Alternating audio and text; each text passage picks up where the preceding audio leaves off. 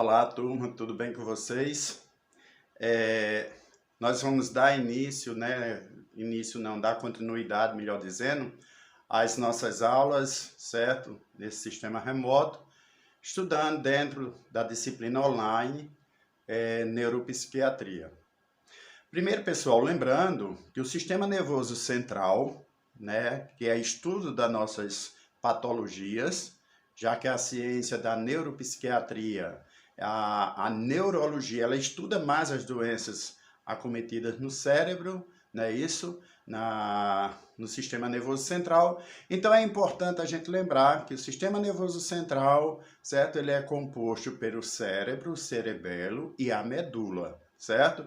Então isso é importante para que possamos entender um pouco sobre essas doenças que acometem o sistema nervoso central. Então, pessoal, a princípio, a gente vai estudar hoje, vamos iniciar dentro dessa disciplina, as doenças neurológicas, que têm interesse da neurologia. Eu separei hoje para a gente falar um pouco, estudar um pouco sobre a epilepsia, o mal de Alzheimer e os acidentes vasculares encefálicos. Antes era conhecido como AVC, derrame, essa última. Mas agora a nova nomenclatura é AVE, que é acidente vascular encefálico. Então a gente vai começar estudando um pouco sobre a epilepsia. Então, o que é a epilepsia? É uma alteração na atividade elétrica do cérebro. Essa atividade ela é temporária e irreversível, certo? Produz manifestações motoras, sensitivas, sensoriais, psíquicas e neurovegetativas. Então, a epilepsia, ela é acometida lá no sistema nervoso central por algumas desordens, dos neurotransmissores que vai provocar justamente esses tremores, no corpo. Ela é de origem congênita, também está associada a doenças degenerativas do sistema nervoso central, está também associada a processos de infecções, lesões decorrentes a traumatismo craniano, mas também tumores cerebrais, entre outras. Porém, pessoal, é importante nós sabermos diferenciar um pouco a crise convulsiva da epilepsia, que muitas vezes a gente confunde uma coisa com a outra. Então, vamos lá. Para que a gente entre especificamente na epilepsia, vamos entender um pouco a crise convulsiva. A crise convulsiva, ela também ocorre, certo? De uma atividade elétrica normal do cérebro, certo? Porém, a convulsão, certo? Ela tem um efeito único, certo? Ou ela pode acontecer de formas repetidas. Porém, quando é um fato isolado da crise convulsiva, certo? Ela realmente é diagnosticada como crise convulsiva. Um exemplo é a convulsão por alta temperatura corporal. Se essas crises elas forem repetitivas, certo? Aí sim já pode ter um quadro, um diagnóstico de epilepsia, Isso aí é feito através de tomografias junto aos médicos neurologistas que vão detectar realmente a origem da doença. Então, eu coloquei aqui, pessoal, porque é uma das mais conhecidas nossas, a convulsão febril, Ela é dividida em duas classes, generalizada e complexa, certo? A generalizada é um tipo de convulsão que vai acontecer abalos generalizados nos braços e pernas, perda da consciência da criança, virada dos olhos para cima e dificuldade de respiração. Eu queria só deixar uma observação aqui, que a crise convulsiva, certo? Ela ocorre, no caso de crise convulsiva por estado febril, por alteração na temperatura corporal, ela acontece mais em crianças até os 5, 6 anos de idade, conforme as literaturas apresentam, tá certo? Então, a convulsiva, ela tem essa característica, certo?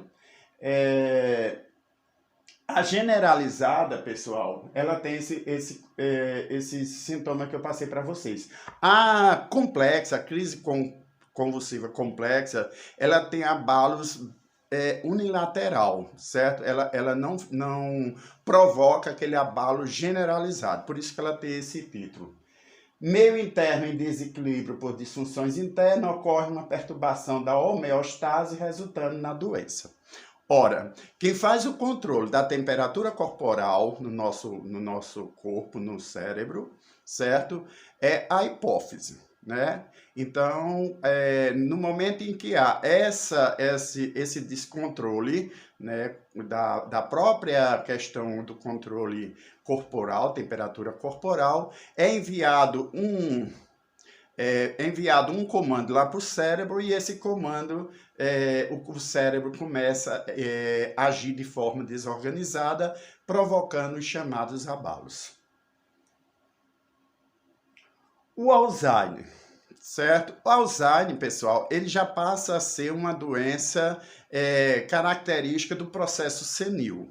Né? É uma doença que ela vai acometer mais pessoas acima de 60 anos, certo? O Alzheimer, ela tem uma característica, como eu já falei, da pessoa idosa, é uma doença que também é do sistema nervoso central. Ela ocorre, é uma degeneração intelectual profunda, desorientando a pessoa, que perde progressivamente a memória e a capacidade de aprender e de falar. Essa doença, pessoal, ela vai progredindo, ela vai aumentando e, na realidade, ela tem várias etapas que acomete o paciente. Essa doença é provocada por alterações em diversos grupos de neurônio, do córtex cerebral, e também ela pode ser considerada uma doença hereditária, certo? Então, vê só, pessoal, o mal de Alzheimer, né, a doença de Alzheimer, ela tem aqueles estágios progressivos.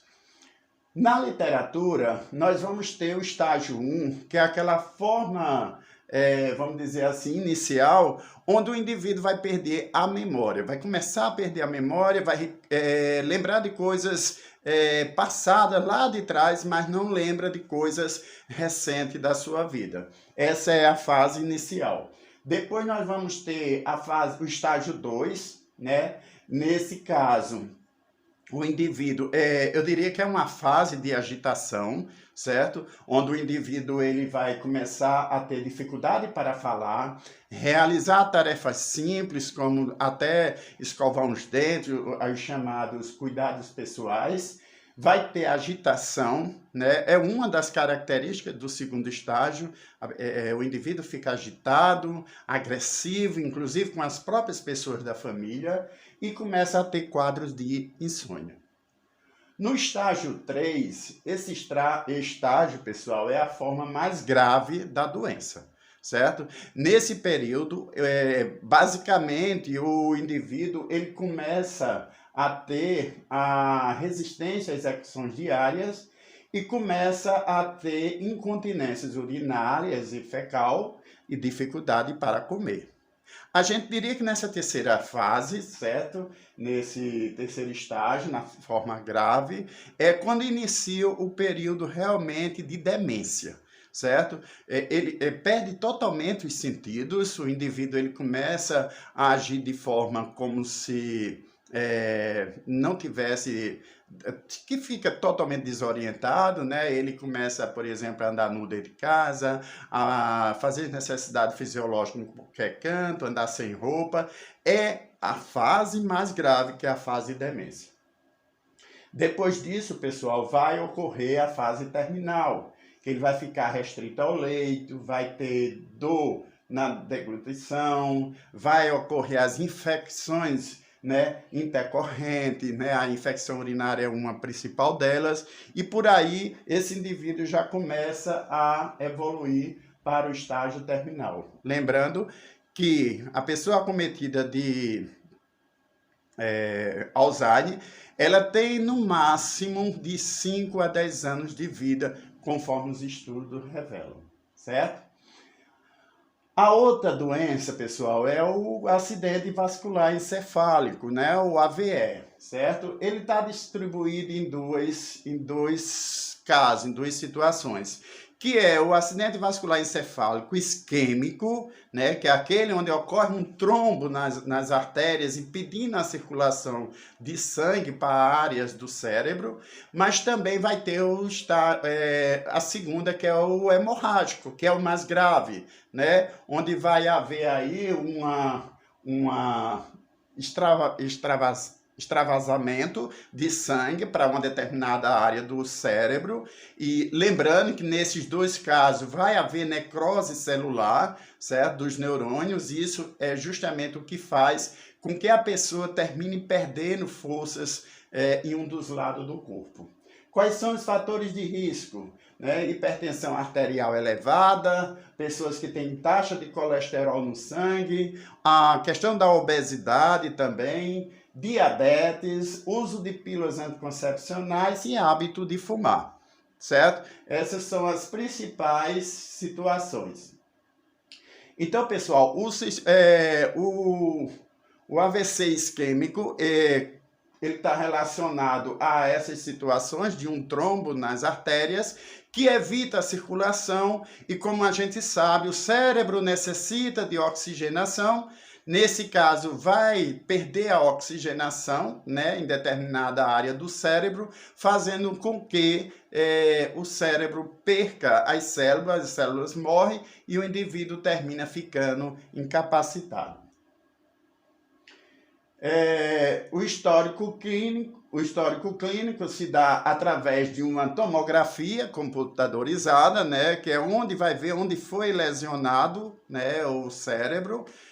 Muitas vezes, se a demora for alta, houver uma grande, digamos assim, perda de células e neurônios do sistema nervoso central, é uma situação irreversível, tá certo? E aqui o quadro clínico: fraqueza de membros, dificuldade para caminhar, alterações na fala, alterações visuais, formigamento pelo corpo, tonteiras, rebaixamento do nível de consciência. Então, pessoal, é uma doença grave, pode levar o indivíduo a óbito, certo?